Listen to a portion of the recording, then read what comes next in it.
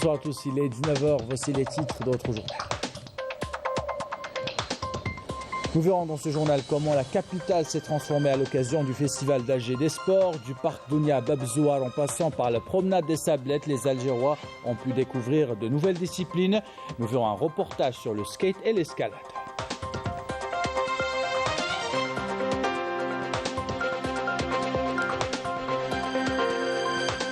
Dans ce journal, il sera question de sécurité alimentaire et ce méga projet algéro-qatari qui permettrait à notre pays d'assurer 50% de sa consommation en poudre de lait. Après la signature de la convention, une délégation de l'entreprise Beladna peut visiter le site dans lequel sera réalisé ce méga projet. Dans le génocide perpétré par l'armée d'occupation sioniste à Gaza, les preuves de crimes de guerre et de crimes contre l'humanité sont aberrantes. Plusieurs fosses communes ont été découvertes, une ligne rouge a été franchie, des preuves de trafic d'organes sont collectées. Nous suivrons la correspondance de Wissam Aboussé.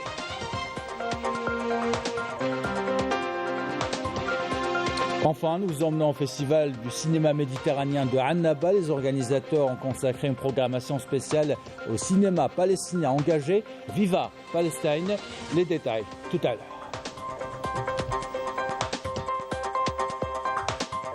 Voilà pour les titres. Bienvenue à tous. Nous entamons ce journal par le Festival des sports d'Alger. Vous l'avez certainement remarqué, c'est toute la capitale qui vit au rythme des différentes disciplines. Équitation, judo, jeux d'échecs. Un festival accueilli à bras-le-corps par les Algérois. Certains sont venus découvrir des disciplines, d'autres pratiquer leur sport préféré. Couverture de Sid Ahmed Bouraïb.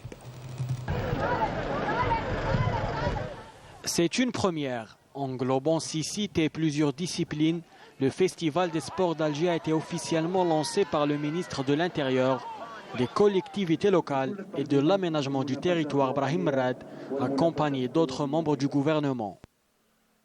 Les citoyens pourront aller voir et essayer plusieurs disciplines à l'instar de l'équitation, du Vovinen Vietvodao et du tir à l'arc. On a englobé pratiquement toutes les disciplines qui sont sous l'égide de la Fédération équestre algérienne. Donc, comme vous voyez, il y a la Fantasia. La Fantasia, c'est le sport traditionnel par excellence. On a l'endurance, on a le saut d'obstacle et on a le Poney Club, le poney, qui est présent cette fois-ci sur le lieu Hada de Berraqi. Bienvenue au public. La wilaya d'Alger veut faire de ce festival un événement annuel. Et je peux vous assurer que d'ici les 6 prochains mois, il y aura d'autres projets qui verront le jour. Le Festival des sports, une occasion pour se retrouver dans une ambiance conviviale et festive.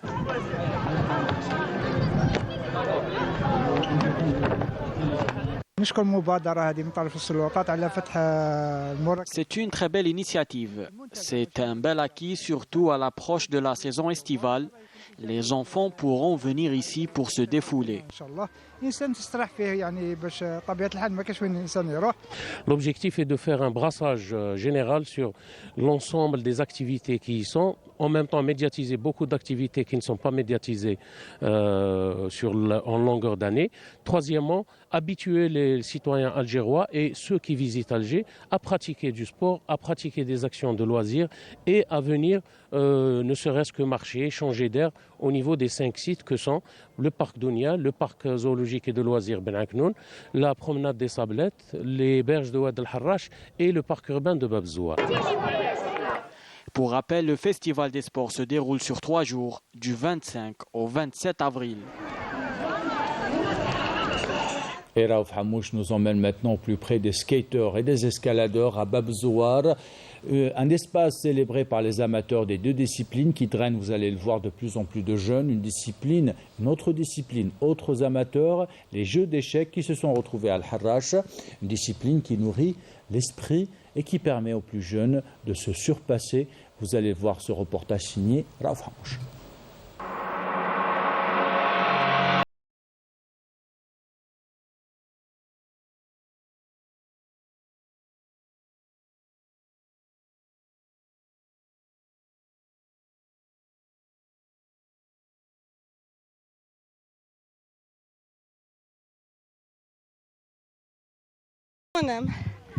En fait, je fais du roller depuis 2006, depuis que j'avais 4 ans.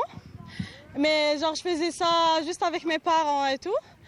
Et puis en 2011, je me suis rencontrée avec un groupe et j'ai commencé à apprendre les techniques.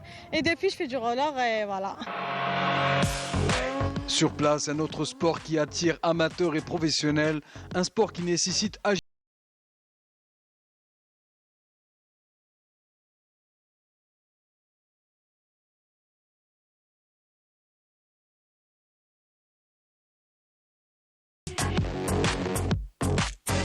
Ça fait 12 ans que je pratique ce sport.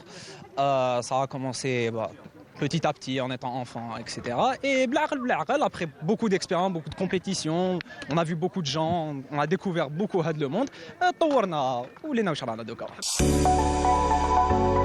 Notre virée continue vers les berges d'Al-Harrach, plus précisément vers la prise d'eau, un espace qui a été soigneusement réhabilité et réaménagé pour offrir à ses visiteurs un cadre unique et adapté aux activités sportives qu'ils désirent. On a profité de cet espace et de cet événement très important. Alors on a programmé sous le patronage de la Wilaya d'Alger, de la direction de la jeunesse et des sports, c'est 7 compétitions parallèles, garçons 7 et filles 7 compétitions, Wilaya. À la fin, il y aura les lauréats qui seront des champions de championnat d'Alger. Il faut souligner quelque chose que dans cette compétition, on a des champions internationaux. Je voudrais remercier la fédéralité ou la Ligue d'Algérie, les organisateurs tournoi excellent pour les jeunes catégories. Moins de 20 ans. Merci qui a donné l'expérience de des tournois parce que les échecs c'est un sport premièrement pour la compassion entre les joueurs ou entre physiquement ou mentalement c'est un sport اللي développer الطفل ومام العبد الكبير. La capitale accueille depuis le 25 avril la première édition du Festival des sports de la Wilaya d'Alger, un événement majeur qui ambitionne de promouvoir l'activité sportive en plein air. Voilà pour ce volet consacré au Festival des sports de la Wilaya d'Alger, dont la coopération maintenant algéro-qatari et après la signature de la convention cadre entre le ministère de l'Agriculture et le Développement rural et l'entreprise qatari Baladna. Une délégation s'est rendue dans le sud du pays, objectif inspecter les terrains et préparer les prochaines étapes de ce méga projet. Couverture Ayman Hanafi, commentaire signé Marim Demis. Timartan Adrar, avec ses vastes étendues de terres fertiles, son sol de qualité exceptionnelle, ses ressources hydriques abondantes et son climat favorable, offre un cadre propice à la mise en place d'un système agricole industriel intégré. Une région stratégique pour l'élevage bovin et la production de lait en poudre. Suite à la signature d'un accord entre l'Algérie et le Qatar, la délégation de la société qatari Baladna a inspecté les sites sélectionnés pour la réalisation des projets, examinant des modèles agricoles réussis dans la région et qui confirment la disponibilité de toutes les conditions nécessaires à l'investissement. Nous sommes heureux d'être ici à Adrar. Honnêtement, nous avons été surpris par le niveau des services fournis par les pouvoirs publics, notamment la disponibilité de l'électricité. La fertilité des terres de la région nous permettra de réaliser ce projet d'envergure. Outre ses retombées économiques, notamment la réduction de la facture des importations et la création de richesses, cet investissement revêt d'importantes dimensions sociales, telles que la création de postes d'emploi pour les jeunes de la région. Après avoir inspecté le terrain, les membres de la délégation qatari se sont dit satisfaits. La concrétisation de ce projet est une bonne nouvelle pour les Algériens, notamment pour les habitants de la région d'Adrar. Ce projet est une chance en or pour les jeunes de la région car il permettra la création de ces 1000 postes d'emploi directs, ce qui contribuera de manière significative à réduire le taux de chômage. Nous sommes optimistes car désormais la wilaya d'Adrar s'oriente vers une dynamique économique. À pas sûr et déterminé, l'Algérie aspire à l'édification d'une économie forte et intégrée en concrétisant et en consolidant ses engagements et ses relations avec les pays frères à travers diverses voies de coopération qui garantissent la prospérité du pays. Et afin d'atteindre cette prospérité, le secteur agricole se base davantage sur les données de la science. D'importants préparatifs sont entrepris dans les wilayas du sud du pays en prévision du lancement du recensement général de l'agriculture à Ouargla. L'opération, vous le verrez, ne se limite plus à une simple collecte de données, mais revêt désormais une importance stratégique pour l'économie nationale. Les détails avec Amélie Sélid. L'opération de recensement général de l'agriculture tient son importance des données précises qu'elle permettra de collecter et qui définiront les politiques générales du secteur agricole en sus du contrôle au niveau local et national. Cela permet d'obtenir des informations précises concernant les capacités de production agricole au niveau du territoire national. Cela nous donnera une idée sur les points forts et les points faibles afin de combler les lacunes en se basant sur la stratégie nationale agricole. Et afin de faciliter la mission des recenseurs sur le terrain, tout a été mis en place, notamment des sessions de formation pour assurer la réussite de cette opération. Il s'agit d'introduire les rôles de chaque recenseur. Nous allons répondre à toutes les questions relatives à cette opération. Nous devons relever le défi afin de faire réussir cette opération car elle permettra aux autres autorités de l'État de prendre d'importantes décisions dans le domaine agricole, ce qui aura un impact direct sur l'économie nationale. La formation des superviseurs dans le cadre des préparatifs du recensement général de l'agriculture constitue une étape charnière qui déterminera toutes les phases techniques de cette opération de recensement et les conditions de son exécution. L'actualité internationale toujours dominée par cette sale guerre commise par le colonisateur sioniste. Les Razaouis ont vécu une autre nuit apocalyptique. Au fil des jours, l'atrocité de ce crime de guerre se dévoile. À Khan Younes, c'est une fosse commune qui a été découverte. Au moins 300 corps ont été déterrés. Au complexe médical Nasser de la même ville. C'est une ligne rouge qui a été franchie par le colonisateur accusé désormais de trafic d'organes sur les dépouilles de martyrs. Attention, plusieurs images sont très dures à visionner. Correspondance Wissem Abou Zaid, commentaire Amel Bouarba. Les forces d'occupation sionistes ont poursuivi ce vendredi à l'aube d'intenses bombardements dans toute la bande de Gaza, causant des dizaines de martyrs et de blessés.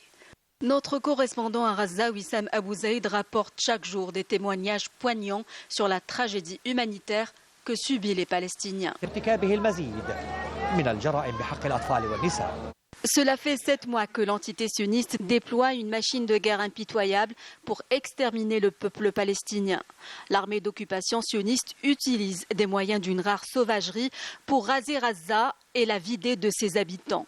Force commune, vol d'organes, profanation de cimetières, l'entité sioniste continue de transgresser le droit humanitaire dans l'impunité la plus totale. Selon l'agence palestinienne Wafa, plusieurs dizaines de corps viennent d'être découverts dans une fosse commune par les équipes de secours dans la ville de Khan Younes, au sud de l'enclave, portant le nombre total de dépouilles exhumées à 392 depuis quelques jours. Sur des vidéos et des photos publiées, les corps des personnes tombées en martyrs présentent des signes de torture. Le plus grand nombre de martyrs parmi les victimes des charniers et des attaques contre les hôpitaux sont des femmes et des enfants.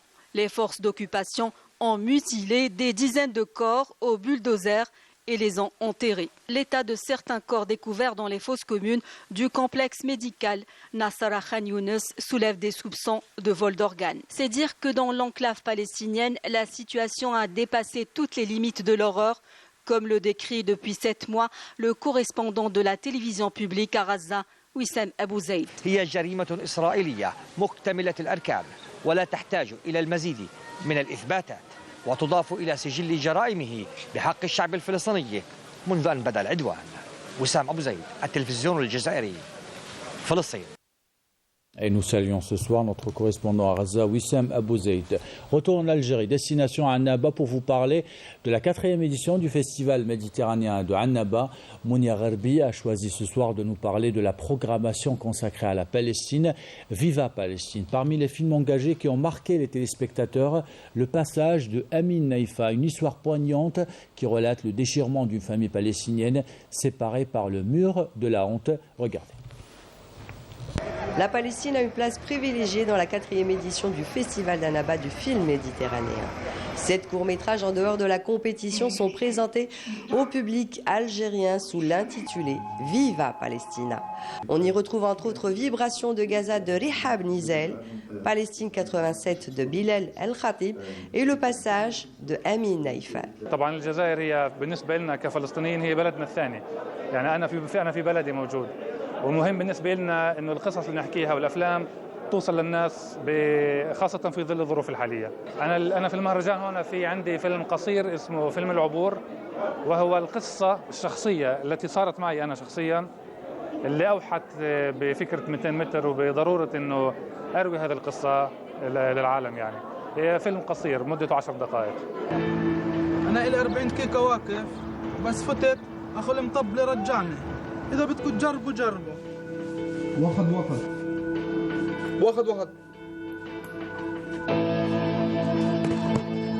L'avant-dernier film de Amin Naïfeh, 200 mètres, a également reçu 25 prix à travers le monde.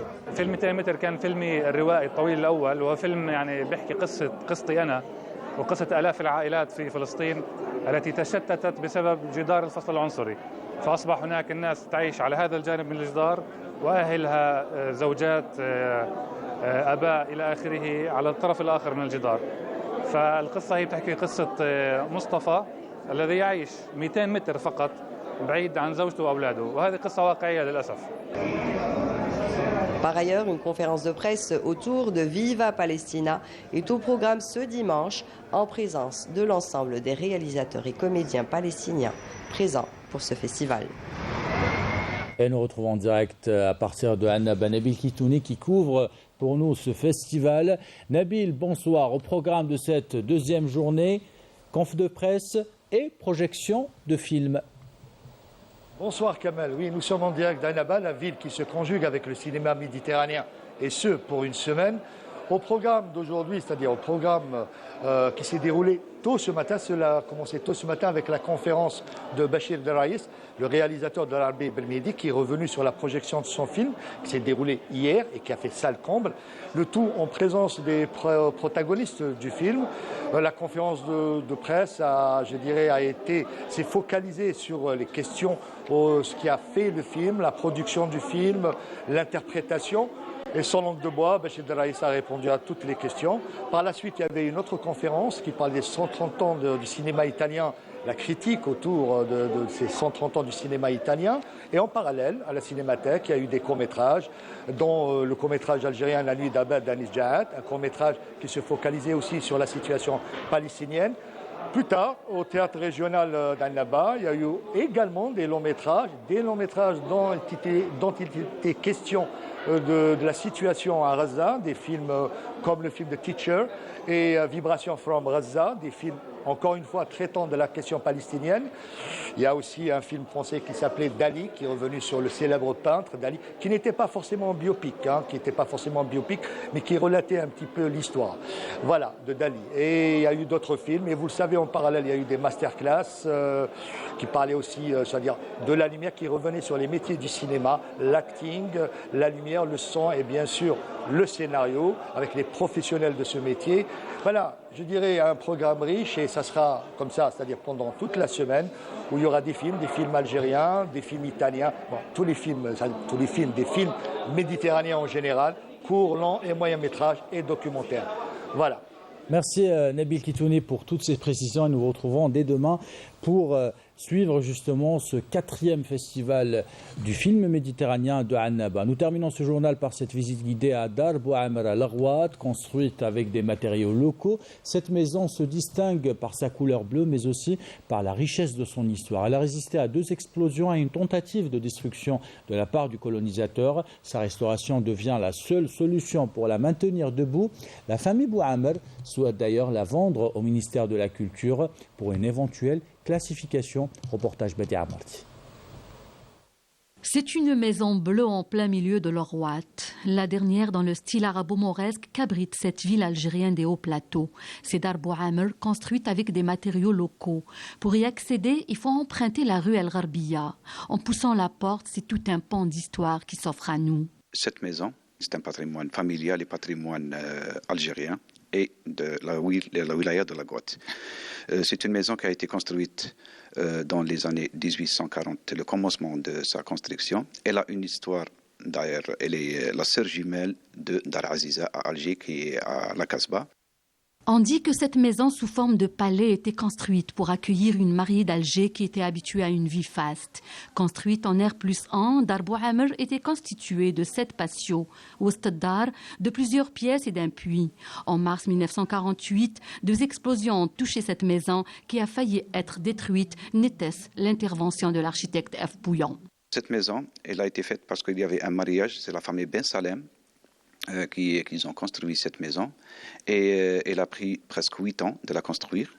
Et les gens de la Goth, qu'ils ont fait cette construction avec tous les matériaux locaux de la Goth.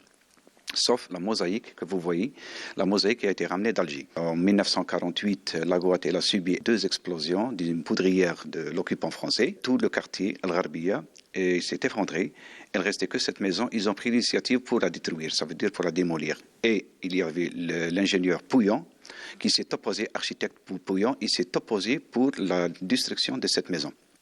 Cette bâtisse se souvient de beaucoup d'événements et de nombreux prestigieux visiteurs, notamment Farhat Abbas, Mohamed Boras, le Bey Mansef et Idriss El-Jazairi, petit-fils de l'émir Abdelkader. Plusieurs ministres du tourisme et de la culture sont également passés par là. Saisis par la beauté de cette maison, ils ont promis sa restauration. Aujourd'hui, les Bouhamer veulent la vendre au ministère de la Culture pour sa préservation. Les années 40, il y avait le Bey Mansef, le roi de la Tunisie.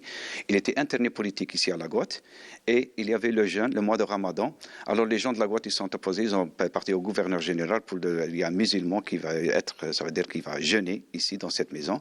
Et on avait l'honneur pour les gens de la Goth et notre famille que le Bey Mansef a fait son jeûne ici.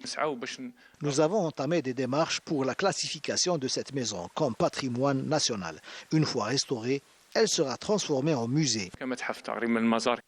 Dar Bouhamer, une histoire à raconter aux générations futures, un patrimoine à préserver, d'autant que c'est la seule de ce style qui reste entière et elle mérite bien d'être prise en charge pour une restauration à la hauteur de l'importance de son histoire. Et ainsi va l'actualité. C'est la fin de ce journal. L'équipe de la rédaction qui l'a préparé, l'équipe technique qui l'a réalisé. Vous remercie de l'avoir suivi. Merci pour votre fidélité. Belle soirée.